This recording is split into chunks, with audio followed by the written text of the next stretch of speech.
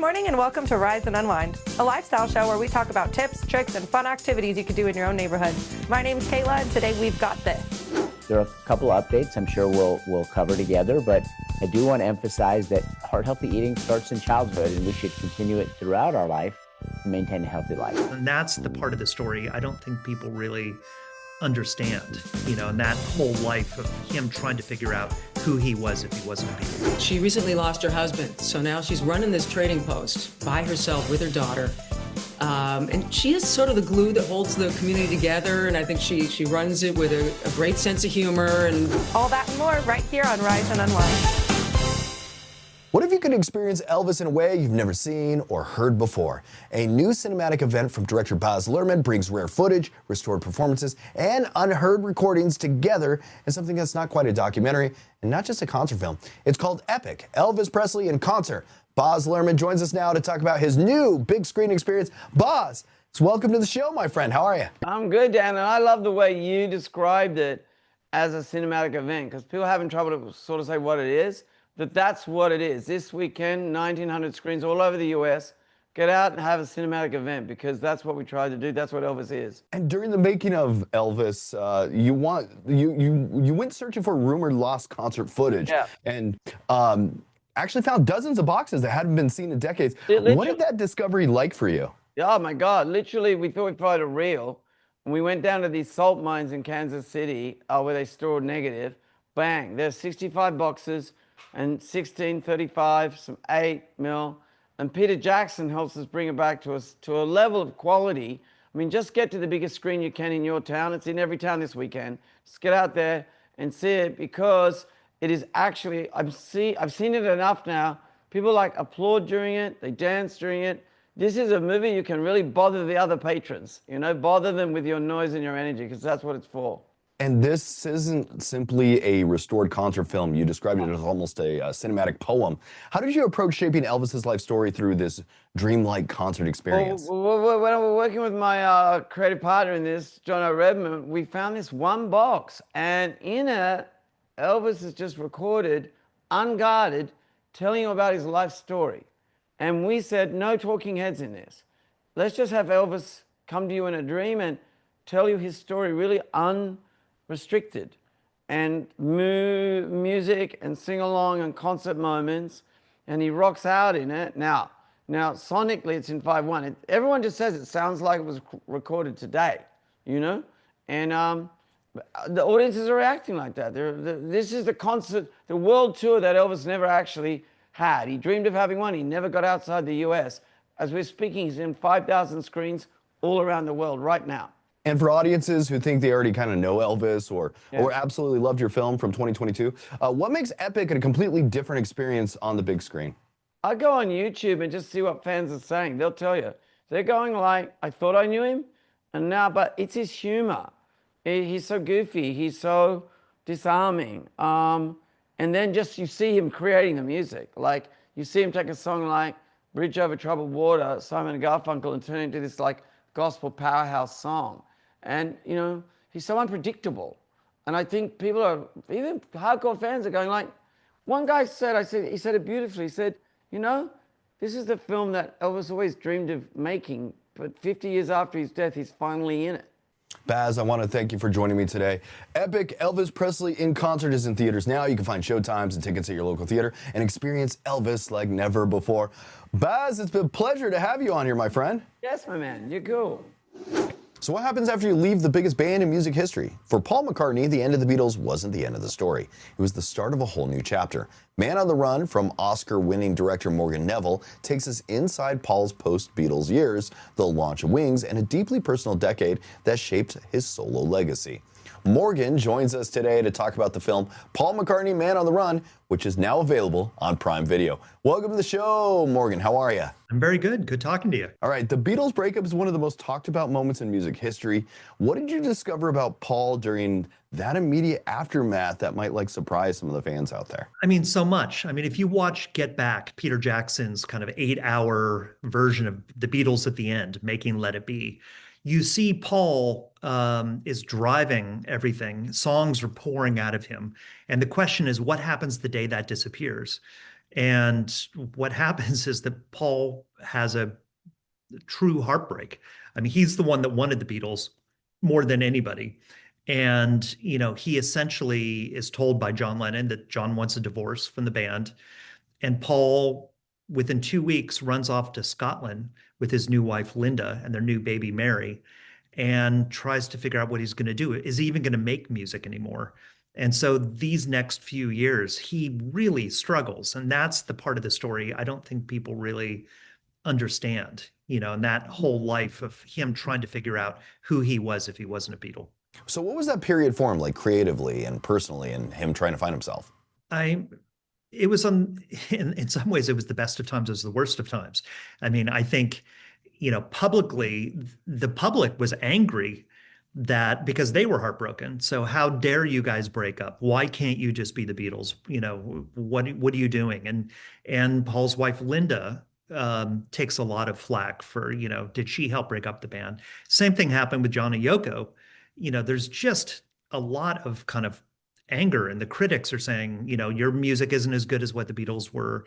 It was kind of an impossible shadow to escape, but that's Paul's mission. He has no choice but to try and escape it. So he tries and tries different things for years to kind of see who am I and what is my voice now as just Paul McCartney. And part of that then comes into fruition when he starts the band Wings. So it's the model he knows. I'm going to be in a band with some other people, and there's a camaraderie to it that makes me feel like I'm not alone. And through that, he finally starts doing albums like Band on the Run and becomes kind of more the Paul of who we know today. And we also get to see some rare archival footage and a little bit of intimate family photography from Linda McCartney. How did those elements help you tell a more vulnerable side of Paul's story? I mean, there's incredible footage we found. I mean, there's footage of Paul filming himself alone, writing songs at a piano, or with the kids, and the singing songs at Christmas time. There is a real intimacy to the footage. And that's really the main thing I wanted to convey, that this is a story kind of from the inside out. It's a story where we really kind of understand what Paul was dealing with and how he was dealing with it. And you see an insecurity in Paul that I don't think you really see publicly. So what do you think the story tells about resilience and reinvention? I mean, I think it's a story, and Paul's story is how not to doubt your own creative instincts. I think, the world always wants you to doubt what you do and judge what you do. And I think Paul's strength at this time is, I'm going to do whatever the hell I feel like. And that's fine. If it works, great. If it doesn't work, fine. And he does some crazy things that work and things that don't work. He releases, Mary Had a Little Lamb as a 45, which, nobody particularly likes. But then he puts out Mull of Kintyre, which becomes the biggest selling single in England in history. So they're both kind of crazy ideas. But I think he was all about embracing the crazy idea at the time. So creatively, I think it's pretty inspirational. And for some of the lifelong Beatle fans out there, or even some of the brand new fans that may just know Paul from today, what do you hope audiences may take away after watching Man on the Run? I mean, I know, because everybody tells me this, when you're done watching the film, you're going to go listen to a lot of music because there's a lot of music to explore. But also just an understanding that Paul's a real person dealing with real issues that are actually pretty relatable. Morgan, I want to thank you for joining me today. Paul McCartney, Man on the Run, is available now on Prime Video. It's an intimate look at a music icon, redefining himself in real time, and it's a must-watch for any music fan. Morgan, Neville, I want to thank you for joining me today. Great talking to you. Fans of When Calls the Heart are finally getting the backstory, and it's a pretty big one. Hope Valley 1874 is now streaming, taking us to the very beginning of the town and the people who pretty much built it. We're joined by Bethany Joy Lenz and Jill Hennessy, who play two of the women at the center of it all. And it's great to have you two here. How are you? Hi, so great to be here. All right. Thank you for having us. No worries. I've heard a lot about this. A lot of my fans, or a lot of the people watching, are fans of the show. And for people that do already or are already fans of this world, what's different about seeing Hope Valley kind of at the way beginning? Oh man, I think it's going to be so incredible, I think, for people to be able to see this town being built from the ground up. It's something, it's kind of like when you meet a new friend when or fall in love. The more that you find out about the person that you're in love with, you go to meet their family, you go and meet their siblings, you go sit there with their mom and go through the family photo book. Like, that's what we're giving you guys a chance to do as fans of When Calls the Heart. And we really hope to do it justice. And Bethany, your character Rebecca is coming into the frontier life from pretty much Chicago life. What kind of adjustment is she dealing with early on? Well, there are several adjustments. The first being that she's been recently widowed. So trying to figure out emotionally where to place her grief while also being in these sort of emergency situation of needing to get her daughter to a safe place. And we don't know exactly why yet. Well, we know, but you're going to find out. And she's got to get across the frontier and get her daughter into a safe place in Canada. So she doesn't have a lot of time for emotional processing. And that's kind of where Hattie Quinn comes in. Jill's character, it opens up once Rebecca lands. Hattie becomes a source of stability and trust for Rebecca to actually start to learn how to soften and open up. And yeah, she was saying, Jill, Hattie's already part of this community. How would you describe her role in shaping what Hope Valley becomes? Wow. Well, she's Hattie Quinn runs the Trading Post, and she originally came out with her husband and very small girl at the beginning. And now her daughter is around 20 years old, but she recently lost her husband. So now she's running this Trading Post by herself with her daughter. And she is sort of the glue that holds the community together. And I think she runs it with a great sense of humor and incredible, direct, no nonsense kind of spirit, and has great connections with the whole community. But then Rebecca starts walking into town with her daughter, riding in a covered wagon. And I think Hattie identifies a woman who's very courageous and intelligent and is kind of haunted by something, and Hattie's not sure what is haunting Rebecca, but I think she also identifies a kindred spirit that she might become friends with. And I think Rebecca sort of opens Hattie up to how lonely she really feels, and in a lot of feelings she's been trying to suppress just so she can get through day to day, because that's what this whole show is about. It's just these characters trying to survive every single day. Hey, horses be walking, so it's not that big. You're not too far off. Exactly. All right, when people start watching now, what do you think is going to be like getting them hooked and keep them coming back each and every week? The characters. I mean, the setting is amazing, but it's also something that they've seen before, maybe not as broken down, but we are using the When Calls the Heart sets. There are a few locations that will be new for When Calls fans. And for people who haven't watched When Calls the Heart, you don't need to. You can still jump right in and you won't miss a beat. But I would say the relationships of who the characters are there's something for everyone.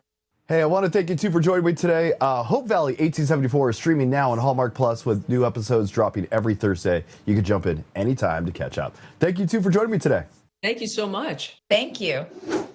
Have you ever wondered how investigators actually track down predators hiding behind a screen? Online crimes against children are one of the fastest growing threats, and the work to stop them often happens quietly through digital clues, undercover conversations, and long investigations. A new investigative series gives viewers a rare look inside those operations. Detective Tony Godwin leads the Internet Crimes Against Children Task Force in North Texas and has worked nearly 7,000 cases over a 30-year career. Detective Godwin joins us now. Welcome to the show, my friend. How are you? I am great. Thank you very much for having me. I appreciate the opportunity. So your team investigates crimes that start online but can have real consequences. What does a typical case look like from the first digital clue to the moment someone is arrested?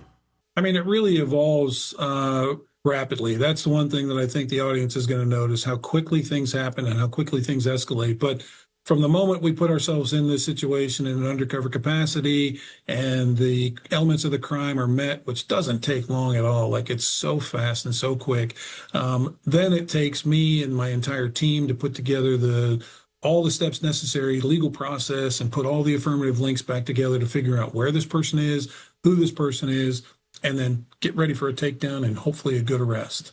In the series, we see undercover operations where investigators pose as minors online. What goes into building those cases and making sure the evidence holds up in court? I mean, people need to remember that everything that we do in an undercover capacity is based on what we know has happened to a real child. Unfortunately, children are exploited every single day online. And as a result, those reports get made and sent to us, and those are called reactive cases. So we know where they go. We know how they're talking. We know what they're doing, and we know what's happening to them. So we base everything we do in the undercover world just like that. We just put ourselves out there. Once it happens, once the communications start, which does not take long at all. And then once those elements go is when we move forward with all the legal process to get things tied together in a nice big bow on top of it, and hopefully ends with a great arrest and a successful prosecution. And you've worked nearly 7,000 cases during your career. How has the way predators online changed over the years?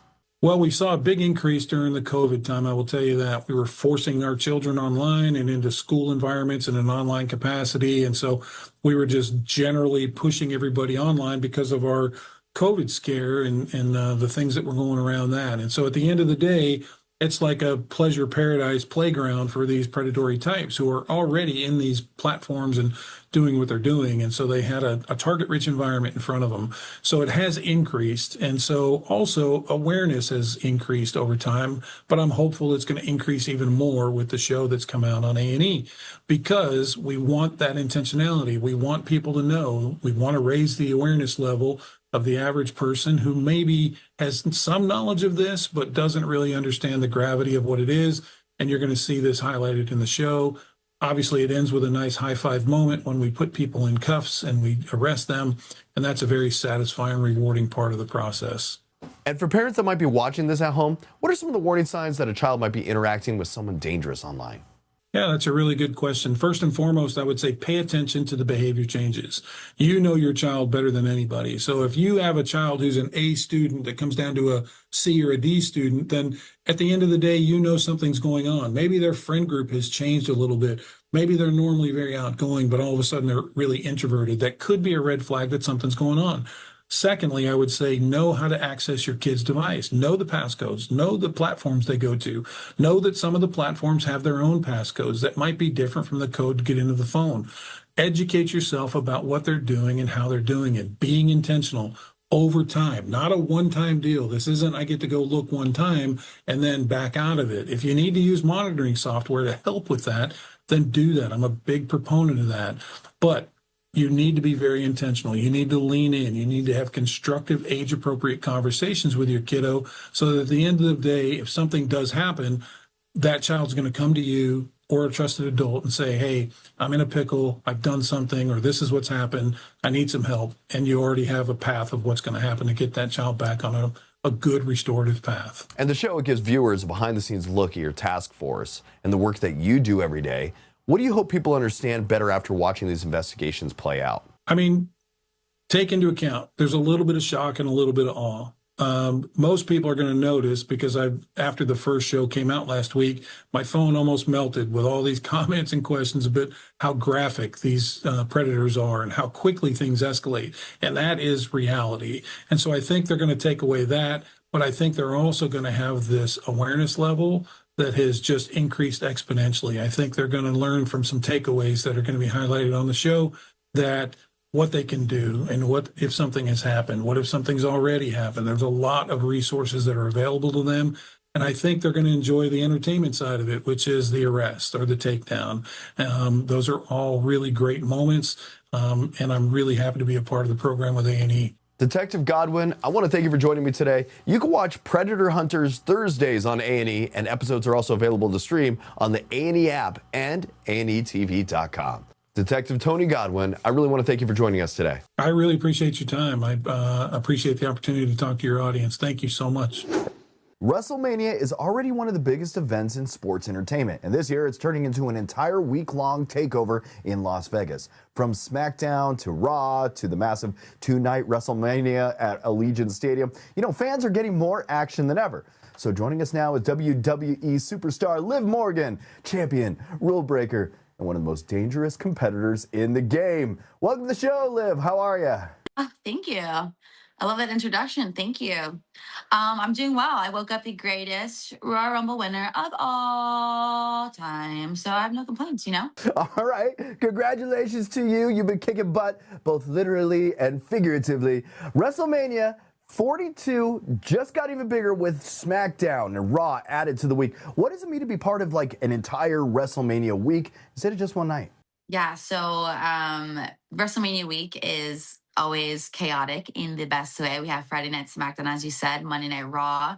We have the WWE Hall of Fame ceremony where Stephanie McMahon's going to be inducted into the Hall of Fame. So iconic. And then we have our 2-day spectacle of WrestleMania. It is a very busy week, but it is so worth it. There is so much connection with the WWE universe, so many opportunities to run into your favorite WWE superstar and get an autograph and get a photo. Giving back to the WWE Universe and the community of Las Vegas for so graciously hosting us in our second year of WrestleMania there. You know, last year we had our most successful WrestleMania of all time in Las Vegas as far as attendance and viewership. And so we are excited to run it back and do it bigger and better than ever. You've had some massive moments in your career. Money in the Bank, championship wins, the Revenge Tour. When you look at this year's WrestleMania season, where does that rank for you personally?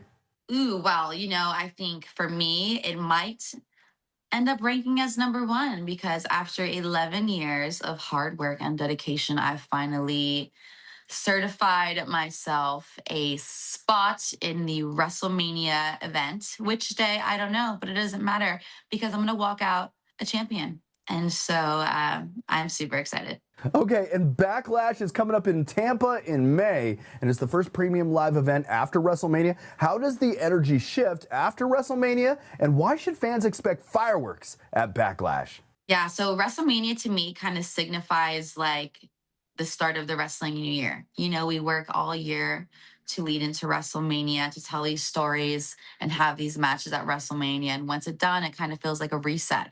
So Backlash being the first PLE in the wrestling new year, as far as I'm concerned, in Tampa, where I'm currently from. So I kind of feel like the hometown hero walking in, a brand new champion. So you can expect excitement, chaos, and I'm known to be a little bit messy. So you can expect a mess. All right, some fans love you, some fans love to hate you. Either way, they're watching, but how do you channel that reaction when you step into the ring? Kind of exactly what you said. You know, they either love to hate me or hate to love me, and I welcome and appreciate it all because I don't really care what you think about me, respectfully.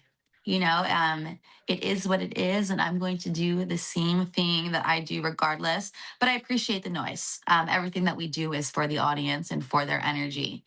So whether they're cheering or booing me, I appreciate it nonetheless. Maybe you should challenge some of them to the ring themselves. They can't handle me. Are you kidding me? All right, for anyone who's never experienced a WWE live event in person, what's different about being inside that arena compared to like just watching it at home? Yeah, so, you know, watching at home, you get all the camera angles, you get the commentary on your TV. It's a very much more intimate, controlled experience. But live, you have the energy of the hundreds of thousands of people that got a ticket with you that are cheering or booing their favorite WWE superstars. It is such a mix of athleticism, sport, entertainment, blended in a way that only WWE can provide. So you are definitely in for a treat because WWE is for everyone and we want everyone to be entertained. So you bring your mom, your uncle, your cousins, your dog. I don't think dogs are allowed in the venue, so you can't bring your dog, but your dog can sit and enjoy at home if you don't come to the show. But I recommend coming to the show. I've also heard that you're becoming a movie star and have a project on the way. I have something on the way. Bad Lieutenant, I filmed in Japan last year. It's going to hit theaters in September. I was very excited about the project. I learned a lot, and I feel better after the fact, having the experience. I was lucky to be in the room with all of these incredibly talented veterans of the film industry. And the WWE audience is going to see me in a way that I think perhaps they never thought they'd see me. So I would tune in.